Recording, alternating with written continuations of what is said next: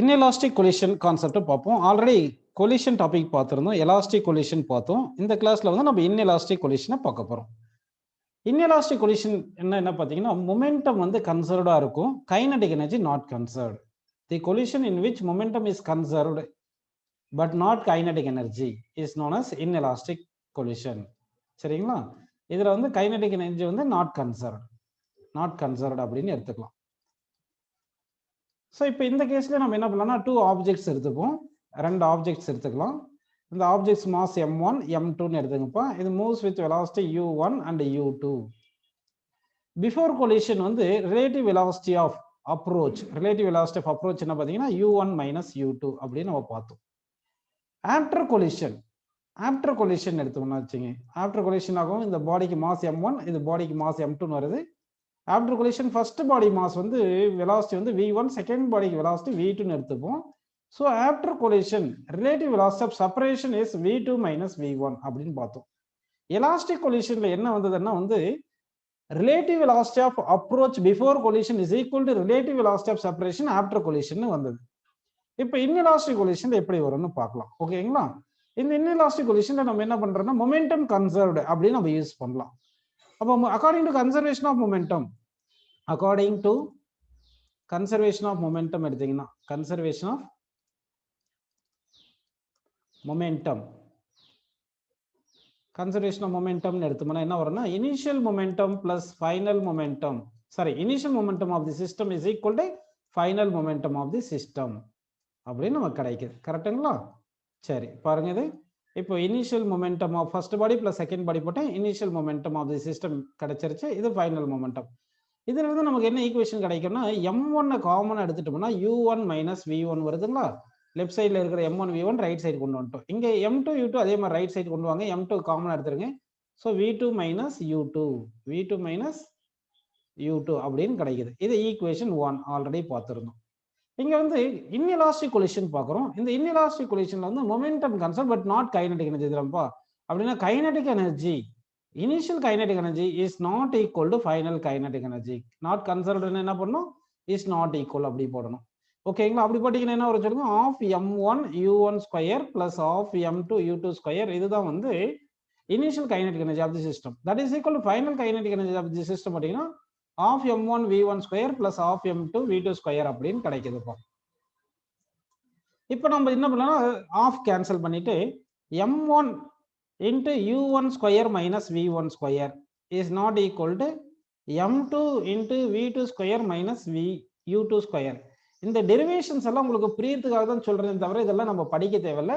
லாஸ்ட்ல அந்த ஃபார்முலாஸ் இது கொடுக்குறேன் இல்லைப்பா, அது மட்டும் ஞாபகம் வச்சுட்டு கான்செப்ட்ஸ் எல்லாம் நல்லா ஞாபகம் வச்சுட்டு ஈஸியான ப்ராப்ளம்ஸ் எல்லாம் நல்லா ப்ராக்டிஸ் பண்ணீங்கன்னா உங்களுக்கு ஃபுல் மார்க் வரும்.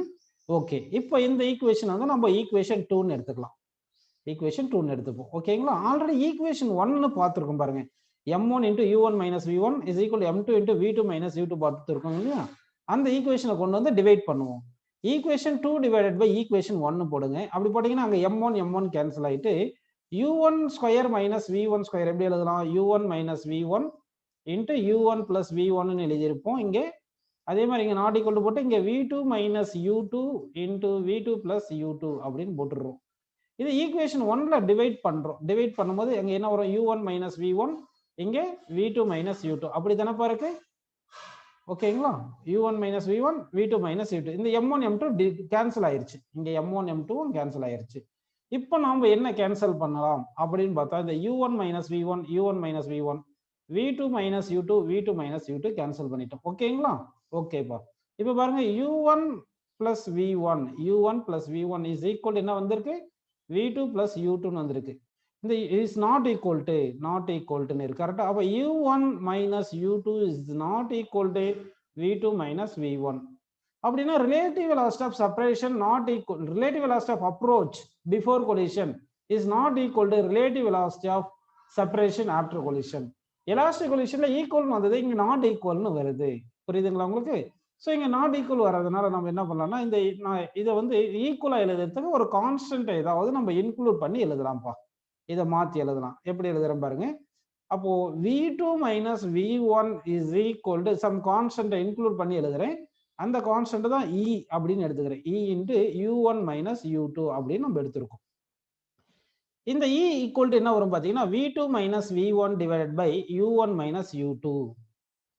ஸோ அப்போ E என்றது என்ன பார்த்தீங்கன்னா ratio of relative velocity of separation after collision and relative velocity of approach before collision. இந்த ஈக்கு தான் நேம் என்ன வச்சிருக்காங்க பார்த்தீங்கன்னா கோஎஃபிஷியன்ட் ஆஃப் ரெஸ்டிடியூஷன். இதுக்கு என்ன சொல்லுங்க? Coefficient of restitution. Coefficient of restitution. Coefficient of restitution. E is equal to V2 minus V1 divided by U1 minus U2. அதாவது coefficient of restitution is defined as relative velocity of separation after collision divided by relative velocity of approach before collision அப்படின்னு நம்ம எடுத்துக்கிறோம்ப்பா. Okay, இப்போ வந்து உங்களுக்கு இது E தெரிஞ்சு. இப்போ நமக்கு ஈக்குவேஷன் 1 என்ன வந்திருக்கு அப்படின்னு பார்த்தீங்கன்னா ஈக்குவேஷன் 1 வந்து M1 into U1 minus V1 is equal to M2 into V2 sorry இங்க U1 minus U2 கரெக்ட்டுங்களா? U2 அப்படி தானே பாருங்க. அந்த ஈக்குவேஷன் 1 தெரியுங்களா உங்களுக்கு? பாருங்க U1 minus V1 is equal to M2 into V2 minus U2. ஓகேப்பா, M2 into V2 minus U2. இங்க வந்து V1 தான் இருக்கு, இங்க வந்து V1. ஓகே, இப்போ வந்து இந்த ஈக்குவேஷன் கிடைச்சிருக்கு. அடுத்த ஒரு ஈக்குவேஷன் நமக்கு இப்போ கிடைச்சிருக்கு. என்ன ஈக்குவேஷன் சொல்லுங்க? Coefficient of restitution is equal to V2 minus V1 divided by U1 minus U2. இப்போ இந்த ஈக்குவேஷனை ரீஅரேஞ்ச் பண்ணி இதுல இருந்து V2 கண்டுபிடிச்சு இந்த ஈக்குவேஷன் 1ல சப்ஸ்டிட் பண்ணோம்னா நமக்கு V2 கிடைச்சிடும். எப்படி ரீஅரேஞ்ச் பண்ணலாம் பாருங்க. E into U1 minus U2 is equal to V2 minus V1 இருக்கு இல்லைங்களா? இந்த V1 கொண்டு வந்து இங்க சப்ஸ்டிட் பண்ணிருங்க. அப்போ V2 is equal to என்ன வரும்னா இந்த மைனஸ் V1 இந்த பக்கம் வந்துரும் இல்லையா? பிளஸ் V1 ஆயிரும். Plus V1 plus E into U1 minus U2.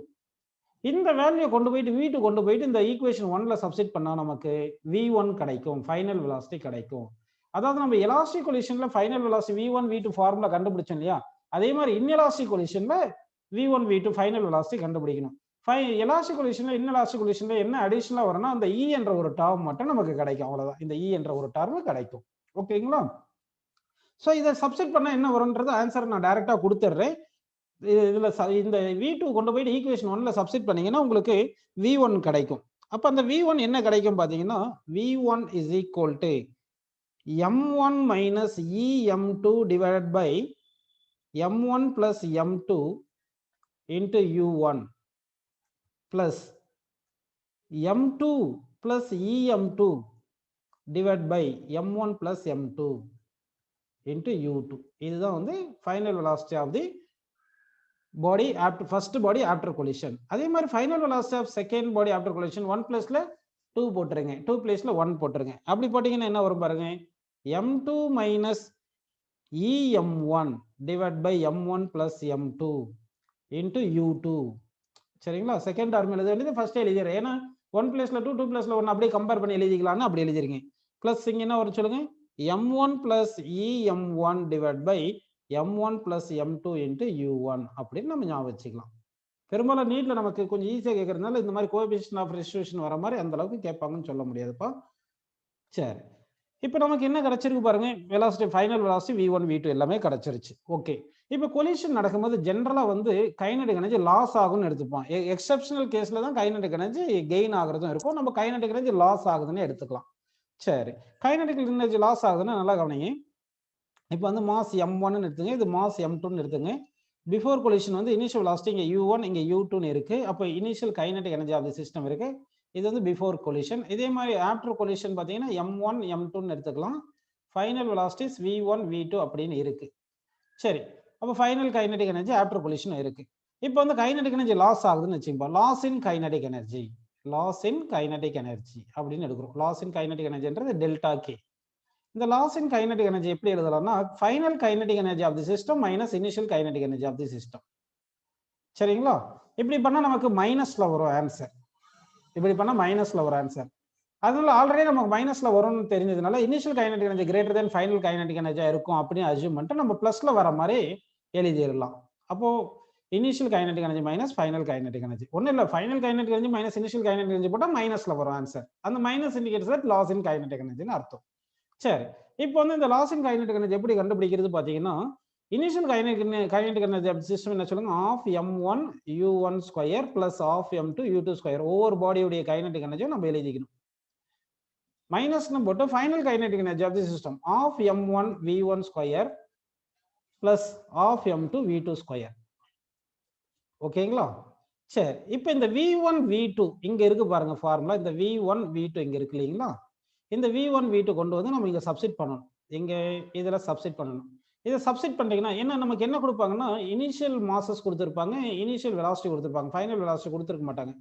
அதனால நம்ம ஃபைனல் வெலாசிட்டி இங்க சப்ஸ்டிட் பண்ணிட்டு சிம்பிளை பண்ணா உங்களுக்கு என்ன ஆன்சர் வரும் பார்த்தீங்கன்னா, half m1 m2 divide by m1 plus m2 எல்லாமே போட்டு சிம்பிளை பண்ணும். அதாவது v1 ஸ்கொயர் v2 ஸ்கொயர் எல்லாம் சப்ஸ்டிட் பண்ணீங்கன்னா இந்த ஆன்சர் கிடைக்கும். 1 minus e whole square into u1 minus u2 whole square. This is the loss in kinetic energy. இதுதான் formula to find loss in kinetic energy. இப்போ உங்களுக்கு loss in kinetic energy கேட்டாங்கன்னா வந்து loss in kinetic energy inelastic collision கேட்டா என்ன பண்ணணும் பார்த்தீங்கன்னா 1/2 into m1 into m2 divided by m1 plus m2 into 1 minus coefficient of restitution whole square into first body initial velocity minus second body initial velocity whole square அப்படின்னு போட்டுட்டோம்னா நமக்கு loss in kinetic energy formula கிடைக்கும். சரி, இப்போ வந்து நமக்கு loss in kinetic energy மேக்ஸிமமா இருக்கணும்னா என்ன condition satisfy பண்ணா loss in kinetic energy மேக்ஸிமமா இருக்கும் சொல்லுங்க பார்க்கலாம். ஸோ இப்போ u1 u2 ஆப்போசிட் டைரக்ஷன்ல இருந்துச்சுன்னா உங்களுக்கு லாஸ் இன் கைனடிக் எனர்ஜி அதிகமாக இருக்கும். ஏன்னா u2 பிளேஸ்ல மைனஸ் போட்டிங்கன்னா மைனஸ் மைனஸ் பிளஸ் ஆயிருது. அப்போ இந்த டேர்ம் வந்து அதிகமாக இருக்கும். So loss in kinetic energy greater அப்படின்னு நம்ம சொல்றோம். ஓகே, அடுத்து வந்து பார்த்தீங்கன்னா இந்த கோஎஃபிஷியன்ட் ஆஃப் ரெஸ்டிடியூஷன் இருக்கு இல்லையா, இதுக்கு ஃபார்முலா வந்து v2 minus v1 divide by u1 minus u2. Okay, சரி, இந்த ஃபார்முலா தெரியுது. எலாஸ்டிக் கொலிஷனா இருந்தா elastic collision perfectly elastic collision perfectly elastic collision perfectly elastic collision இருந்தா coefficient of restitution equal to 1. இது ஞாபகம் வச்சுங்க. ஏன்னா இது equal to 1 நமக்கு elastic collision perfectly elastic collisionல v2 minus v1 equal to u1 minus u2 தானே படிச்சிருக்கோம். numerator denominator equal தானே, இது ரெண்டு கேன்சல் பண்ணோம்னா என்ன வருது, equal to 1 வரும்.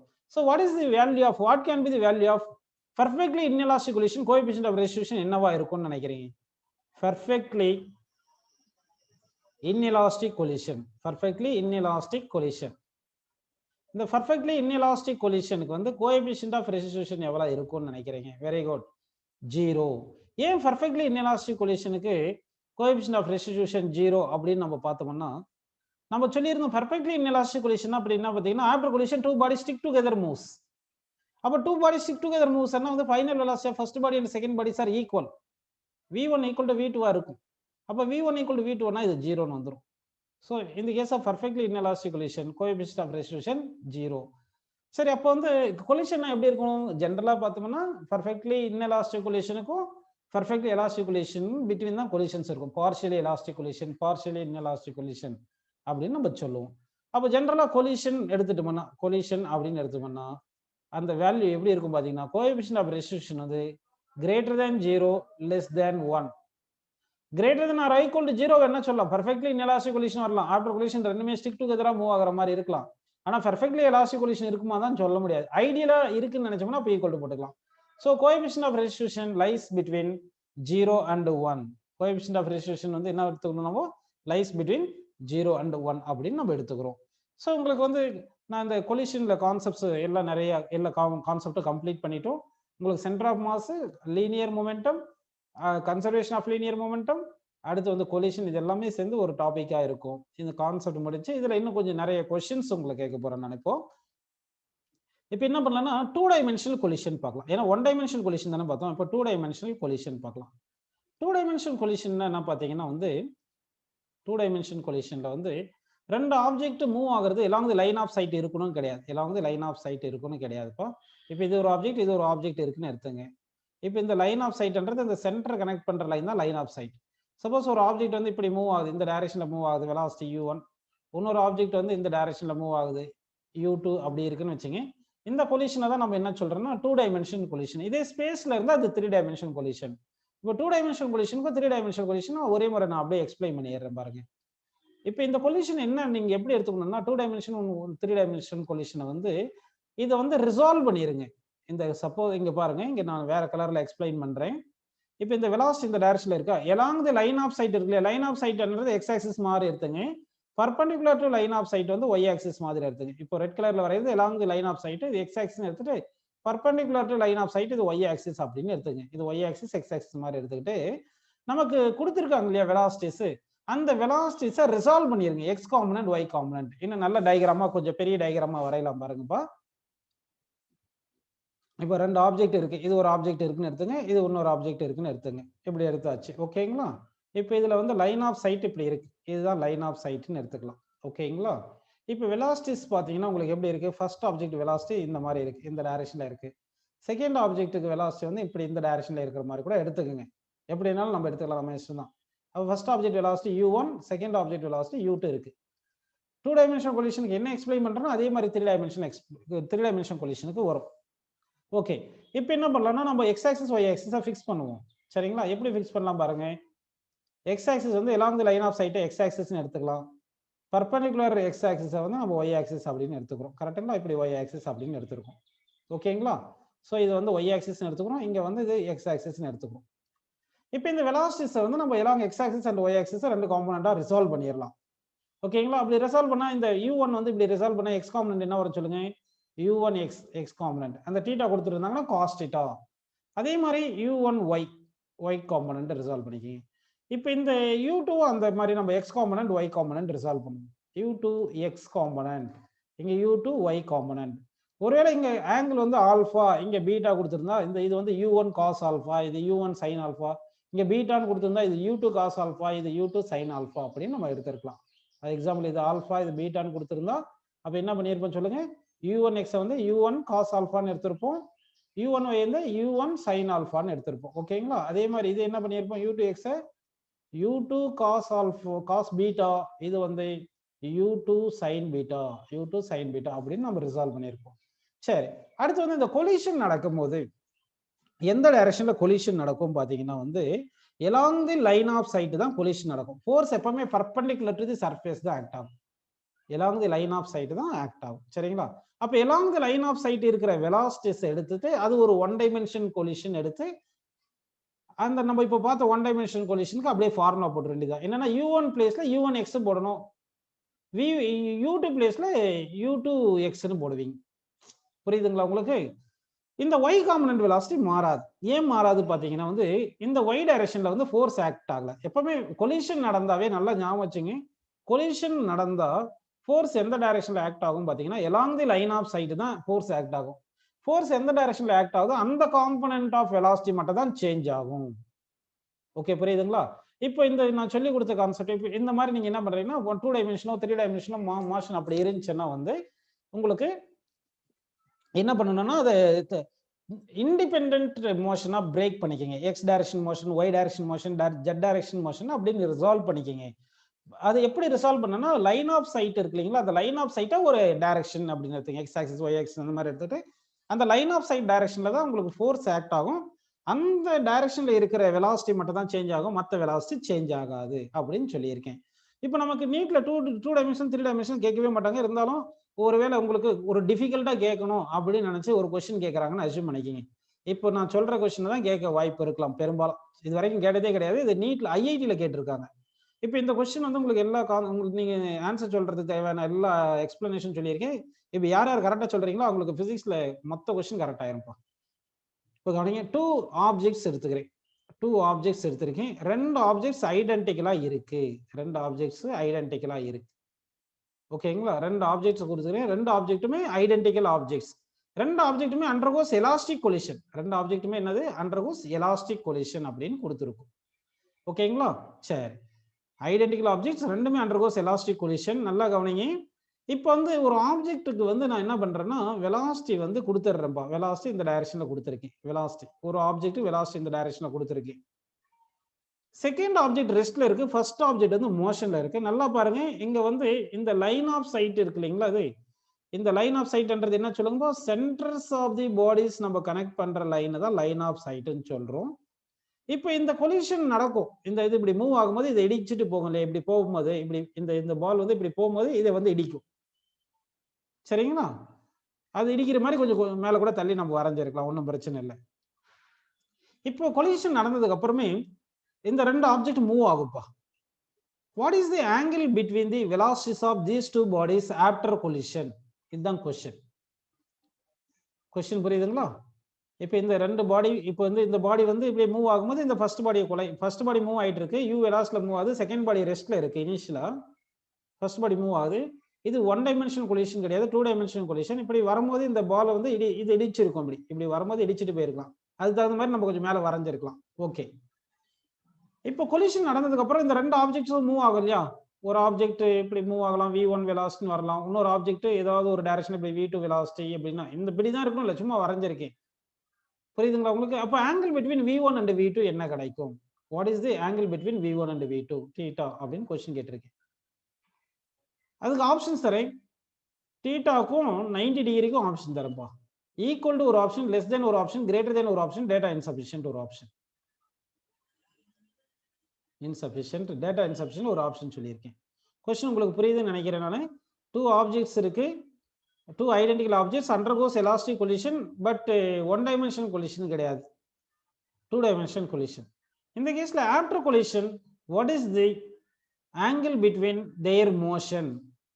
ஆப்ஷன்ஸ் 90 டிகிரிக்கும் theta correlation equal to 90 degree வரும், less than 90 degree, greater than 90 degree, data insufficient அப்படின்னு சொல்லியிருக்கோம். ஓகே, இந்த கொஸ்டினுக்கு யாரும் சொல்லல, நான் எக்ஸ்பிளைன் பண்ண போறேன். இந்த கொஸ்டினை பாருங்க. சரி, ஒருத்தர் சொல்லியிருக்காங்க ஆன்சர், 2 பேர் சொல்லியிருக்கீங்க, பார்க்கலாம். இப்போ நம்ம என்ன பண்ண போறோம்னா, இது வந்து ரெண்டு பாடியும் வந்து ஈக்குவல் மாஸ்ன்னு சொல்லியிருக்கோம். அடுத்து அண்டர்கோஸ் எலாஸ்டிக் கொலிஷன் சொல்லியிருக்கோம், 2 டைமென்ஷன் கொலிஷன் சொல்லியிருக்கோம். இப்போ இந்த 2 டைமென்ஷன் கொலிஷன் வரும்போது தான் நம்ம என்ன பண்ணணும்னா, இது ரெண்டு 1 டைமென்ஷனா ரிசால்வ் பண்ணிக்கணும். அப்போ வந்து என்ன பண்றோம், perpendicular to line of sight ஒரு ஆக்சிஸும் parallel to line of sight ஒரு ஆக்சிஸ் அப்படின்னு நம்ம எடுத்துக்கிறோம். கரெக்டுங்களா? உங்களுக்கு புரியணுன்றதுக்காக கொஞ்சம் தள்ளி வரைஞ்சிருக்கேன். parallel டு லைன் ஆஃப் சைட்ன்றது இப்படி வரைஞ்சிருக்கேன். இப்போ இந்த வெலாசிட்டி வந்து யூன்னு இருக்கு இல்லைங்களா? சரி, இதை வந்து y காம்பனன்ட்ல ரிசால்வ் பண்ணா uy-ன்னு கிடைக்கும், x காம்பனன்ட்ல ரிசால்வ் பண்ணா ux-ன்னு வரும். கரெக்டுங்களாப்பா? சரி, இப்போ நல்லா கவனிங்க. இங்க ஒரு ரொம்ப இம்பார்ட்டன்ட் கான்செப்ட் சொல்ல போறேன் உங்களுக்கு. In the case of one dimensional elastic collision, after collision, velocities of the bodies exchange takes place அப்படின்னு எடுத்துக்கணும். அப்படிதானே? இது ஃபர்ஸ்ட் பாடி, இது second body. One dimensional collision என்னும்போது இந்த ux காம்பனன்ட் மட்டும் ஒன் டைமென்ஷனல் கொலிஷனை நான் எடுத்துக்கிறேன். அப்போ இந்த direction along the line of sight இருக்கிற velocities எக்ஸ்சேஞ்ச் ஆயிரும். ஒன் டைமென்ஷனல் எலாஸ்டிக் கொலிஷன்ல ஆஃப்டர் கொலிஷன் வெலாசிட்டிஸ் வந்து எக்ஸ்சேஞ்ச் ஆயிருமா? அப்போ வந்து ஆஃப்டர் கொலிஷன் என்ன ஆயிரும்னா, இந்த லைன் ஆஃப் சைட்ல இருக்கிற வெலாசிட்டிஸ் தான் எக்ஸ்சேஞ்ச் ஆகும். அப்போ இந்த ஃபர்ஸ்ட் பாடி உங்களுக்கு புரியுதுங்களா? along the line of sight இருக்கிற வெலாசிட்டிஸை மட்டும் எடுத்துட்டோம்னா ஒன் டைமென்ஷனல் கொலிஷன். அப்போ வந்து இந்த ux-ன்றது இந்த செகண்ட் பாடிக்கு வந்துடும். செகண்ட் பாடி இனிஷியலா ரெஸ்ட்ல இருந்ததுனால along the line of sight வந்து ஃபர்ஸ்ட் பாடி ஜீரோக்கு வந்துடும். அப்போ ஃபர்ஸ்ட் பாடி இது வந்து பிஃபோர் கொலிஷன், இது பிஃபோர் கொலிஷன். இங்கே இப்போ நான் வரைയത് ஆஃப்டர் கொலிஷனுக்கு. ஆஃப்டர் கொலிஷன் பார்த்தீங்கன்னா ஒன் டைமென்ஷன் எலாஸ்டிக் கொலிஷன்னால இந்த ஃபர்ஸ்ட் பாடியுடைய ux வெலாசிட்டி செகண்ட் பாடிக்கு வந்துடும். செகண்ட் பாடி ரெஸ்டா இருக்கிறதுனால அது வந்து இந்த ஃபர்ஸ்ட் பாடிக்கு வந்துடும். அப்படின்னா இந்த ux மட்டும் தான் இருக்காது ஃபர்ஸ்ட் பாடிக்கு, ஆனா uy இருக்கும் இல்லைங்களா? அந்த uy இப்படி இருக்கு. இப்போ செகண்ட் பாடிக்கு வெலாசிட்டி வந்து ஃபர்ஸ்ட் பாடியுடைய இந்த ஒன் டைமென்ஷனல் வெலாசிட்டி இப்படி வந்துடும், ux வந்துடும். இப்போ இந்த uy-யும் ux-ம் பர்பெண்டிகுலரா தானே இருக்கு. இப்போ final velocity of first body and second body பாருங்க, இது y டைரக்ஷன்ல மூவ் ஆகுது, இது x டைரக்ஷன்ல மூவ் ஆகுது. அப்படின்னா what is the angle between? இது வந்து எக்ஸ்டெண்ட் பண்ணிக்கிங்க. இந்த செகண்ட் பாடி இந்த டைரக்ஷன்ல தானே மூவ் ஆகுது, இந்த டைரக்ஷன்ல மூவ் ஆகுது. ஃபர்ஸ்ட் பாடி இப்படி போகுது, இது 90 டிகிரி தானேப்போ. ஸோ அப்போ 90 டிகிரி ஈக்குவல் டு 90 டிகிரி. இந்த கொஸ்டின் தான் ஐஐடியில் டிஃபிகல்ட்டா கேட்கறதுக்கு கேட்டிருந்தாங்க ஒரு முறை. சும்மா கான்செப்ட்ஸ் மட்டும் நம்ம பார்த்துக்கிறோம். ஓகே, உங்களுக்கு எல்லாருக்குமே இது இந்த கொலிஷன் கான்செப்ட் புரிஞ்சிருக்குன்னு அஸ்யூம் பண்ணிக்கலாம்ப்பா. அடுத்து ஒரு கொஸ்டின் கேட்குறேன், கொஞ்சம் டிஃபிகல்ட்டான கொஸ்டின் கேட்குறேன் பாருங்க, யார் யார் கரெக்டாக சொல்றீங்க பார்க்கலாம். இப்போ வந்து ரெண்டு பாடி எடுத்துக்கலாம். நம்ம என்ன பண்ணலாம்னா 2 ஆப்ஜெக்ட்ஸ் எடுத்துக்கிறோம்ப்பா. 2 ஆப்ஜெக்ட்ஸ் வந்து கொலிஷன்ல எடுத்துக்கலாம். இந்த ரெண்டு பாடி மேட் பை சேம் மெட்டீரியல்னு எடுத்துக்கலாம். 2 bodies are made by same material. நல்லா கவனிங்க, 2 bodies are made by same material அப்படின்னு எடுத்துக்கலாம். இது ஒரு ஆப்ஜெக்ட், இது ஒரு ஆப்ஜெக்ட். இந்த ரெண்டு ஆப்ஜெக்ட்டுக்கு ரேடியஸ் வந்து, ஒரு ஆப்ஜெக்ட்டுக்கு ரேடியஸ் வந்து r1, இன்னொரு ஆப்ஜெக்ட் வந்து ரேடியஸ் வந்து r2. கொஸ்டின் படிக்கிற பாருங்க. 2 steel spheres approach each other, undergoes head-on collision, அதாவது one dimensional collision with the same speed and collide elastically. After the collision, one of the sphere comes to rest. What is the radius of the another sphere? இப்போ ரெண்டுமே steel sphere, இது ரெண்டுமே approach towards each other with equal speed. Approach with towards each other with equal speed. After collision, one of the sphere comes to rest. After collision, one of the sphere comes to rest. Then what is the one of the sphere comes to rest? What is the radius of the another sphere? If radius of the sphere which comes to rest is r, question நல்லா பாருங்க, ரெண்டு sphere same மெட்டீரியல்ல பண்ணியிருக்கோம், அது ரெண்டுமே collide ஆகுது. எப்படி collide ஆகுதுன்னா opposite டைரக்ஷன்ல ஈக்குவல் ஸ்பீட்ல வந்து கொலைட் ஆகுது. ஒரு ஸ்பியர் வந்து ரெஸ்ட்டுக்கு வந்துருது. அந்த ஸ்பியர் எது ரெஸ்ட்டுக்கு வந்திருக்குன்னு பார்த்தோம்னா அதுக்கு ரேடியஸ் வந்து ஆர்னு எடுத்திருக்கும். எய்தர் r1 r இருக்கலாம், இல்லைன்னா r2 r இருக்கலாம். சரிங்களா? இல்லையா? அதனால r1 r r2 rன்றது கொடுக்காதனால நம்ம என்ன பண்ணலாம்னா ஒரு ஸ்பியர் ரெஸ்ட்டுக்கு வருது, அந்த ஸ்பியரோட ரேடியஸ் ஆர்னு வச்சுக்கிங்க. அது எந்த ஸ்பியர்னு தெரியாது. சரிங்களா? Find radius of the another sphere. Options தரேன் நான்.